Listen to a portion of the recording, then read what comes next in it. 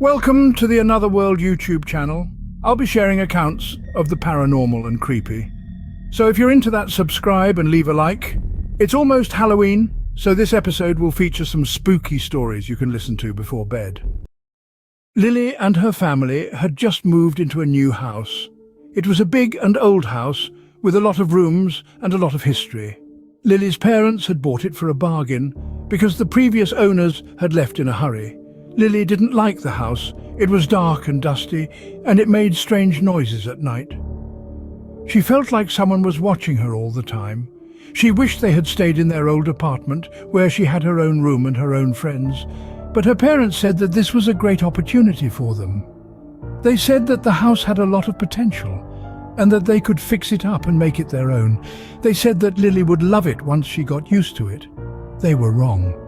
Lily hated the house more and more every day, especially her new room. It was the smallest room in the house, and it had only one window that faced the backyard. It was cold and damp, and it smelled like mold. The wallpaper was peeling off, and the floorboards were creaky. But the worst thing about her new room was the mirror. It was a large oval mirror with a gold frame that had intricate carvings on it. It hung on the wall opposite her bed, so that she could see herself every time she woke up or went to sleep. Lily hated the mirror. It gave her the creeps. She felt like there was something wrong with it, something evil. She asked her parents if she could take it down or move it to another room or cover it with a cloth. But they said no. They said that the mirror was an antique and that it was very valuable. They said that it was part of the house's charm and that they couldn't just get rid of it. They said that Lily was being silly and that there was nothing to be afraid of. They were wrong. There was something to be afraid of. The monster in the mirror. Lily had a nightmare. She dreamed that she woke up in the middle of the night and saw the mirror glowing in the dark. She saw her reflection staring back at her. But it wasn't her. It was someone else. Someone who looked like her, but wasn't. Someone who had her face, but not her eyes. Someone who had her hair, but not her smile. Someone who had her clothes, but not her style. Someone who was evil. The evil twin smiled wickedly at Lily and reached out from the mirror. She grabbed Lily by the wrist and pulled her into the mirror. Lily screamed, but no one heard her. She tried to resist, but she was too weak. She felt herself being dragged into the mirror, into another world. A world where everything was twisted and wrong. A world where she didn't belong. A world where she would never escape. Lily woke up with a start, sweating and shaking. She looked at the mirror and saw nothing but her own terrified face. She breathed a sigh of relief and told herself that it was just a dream, a bad dream, a very bad dream. But it wasn't just a dream. It was a warning. Lily was obsessed with her rating. She checked it every day, every hour, every minute. She wanted to have a high rating because it meant that she was popular, successful, and happy. She wanted to have a perfect 5-star rating, like her idol Jessica, who was a famous influencer and celebrity. She did everything she could to improve her rating. She smiled at everyone she met and gave them compliments and ratings. She posted pictures and videos of her life on social media and asked for likes and ratings. She bought expensive clothes and gadgets and showed them off to her followers and ratings. She went to trendy places and events and invited people to join her and rate her. She also avoided anything that could lower her rating. She ignored or blocked people who had low ratings or who gave her negative feedback or ratings. She avoided controversial topics and opinions and agreed with whatever was popular or rated well. She hid her problems and emotions and pretended to be happy and satisfied with her life and rating. She thought that having a high rating would make her happy, but it didn't. She felt empty and lonely and craved for more ratings. She felt stressed and anxious and feared losing her ratings. She felt fake and shallow and lost her sense of self and rating. One day, she received an invitation from Jessica to attend her birthday party. She was thrilled and accepted the invitation. She thought that this was her chance to boost her rating and to meet her idol. She bought a new dress and a gift for Jessica and prepared herself for the party. She arrived at the party and saw that it was full of people with high ratings. She felt nervous, but excited. She entered the party and looked for Jessica. She saw her in the center of the room, surrounded by admirers and cameras. She looked beautiful and radiant with a perfect 5-star rating. Lily approached Jessica and greeted her. She gave her the gift and complimented her on her dress and rating. She asked for a selfie with her and posted it on social media. She hoped that Jessica would like her and rate her well. Jessica smiled at Lily and thanked her for the gift and the compliment. She took the selfie with her and posted it on social media. She said that Lily was very sweet and rated her well. Lily was overjoyed and thanked Jessica for the selfie and the rating. She checked her rating and saw that it had increased by 0.1 points.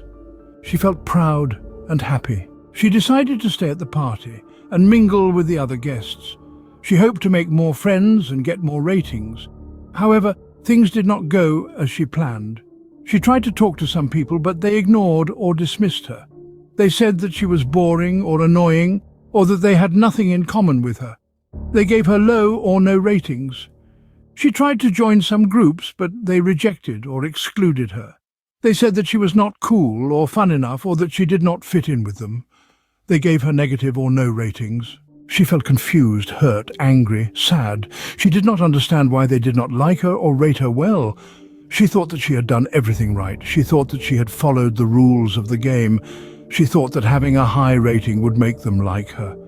But it didn't. It only made them hate her more. She checked her rating again and saw that it had dropped by 0.5 points. She felt shocked and scared. She panicked and ran out of the party. She cried and screamed. She hated them and herself. She hated the game and the rating. Jake and his friends decided to go trick-or-treating in the old neighborhood. They had heard rumors that there was a haunted house at the end of the street, but they didn't believe them. They thought it would be fun to explore the house and see if there was anything spooky inside. They walked up to the house and saw that it was dark and dilapidated. The windows were boarded up and the door was locked. Jake found a crowbar in the garage and pried open the door. He pushed it open and stepped inside, followed by his friends. The house was dusty and full of cobwebs. They saw old furniture, paintings and books scattered around. They heard creaking noises and felt a cold breeze. They felt a sense of dread and curiosity. "Let's split up and look around," Jake said. "Maybe we'll find some candy or something." They agreed and went in different directions. Jake went upstairs while his friends went downstairs and to the basement. Jake walked into a bedroom and saw a large bed with a canopy. He pulled back the curtains and saw a skeleton lying on the bed. He screamed and ran out of the room. He ran into another bedroom and saw a closet. He opened it and saw a pile of clothes. He rummaged through them and found a mask. It was a clown mask with a twisted smile and red hair. He put it on and looked in the mirror. He laughed and thought it was funny. He heard his friends calling him from downstairs. He decided to scare them with the mask. He ran down the stairs and saw them in the living room. "Hey guys, look what I found!" he shouted. He jumped out of the shadows and yelled, "Boo!" His friends screamed and backed away from him. "Jake, what are you doing?" one of them asked. "Isn't this mask awesome?" Jake said. "Jake, take it off," another one said. "Why? It's just a mask," Jake said. "No, Jake, it's not just a mask," his friend said. "It's cursed." "What are you talking about?" Jake asked. "Jake, we found a diary in the basement," his friend said. "It belonged to the owner of this house. He was a serial killer who dressed up as a clown and killed people. He wore that mask when he did it." "That's ridiculous," Jake said. "It's true, Jake," his friend said. "The diary said that he put a curse on the mask before he died. Anyone who wears it will become possessed by his evil spirit and kill their friends." "That's nonsense," Jake said. "Jake, please, take it off," his friend begged. Jake felt a strange sensation in his head. He felt a voice whispering in his ear. "Don't listen to them, Jake," the voice said. "They are lying to you. They are your enemies. You must kill them." Jake felt a surge of anger and hatred. He felt an urge to hurt his friends. He smiled and said, "No, I won't take it off." He grabbed a knife from the kitchen and lunged at his friends. They screamed and ran away from him. He chased them around the house, slashing at them with the knife. He caught one of them and stabbed him in the chest. He laughed maniacally and said, "One down, 2 to go." He continued to hunt down his friends until he had killed them all. He stood over their bloody bodies and felt a sense of satisfaction. He took off the mask and looked at it. He realized what he had done. He felt horror and remorse. He dropped the mask and cried out, "What have I done?" He heard sirens outside. He saw flashing lights through the windows. He heard footsteps on the porch. He knew he was doomed. He picked up the mask again and put it on. He felt the voice whispering in his ear again, whispering in his ear again.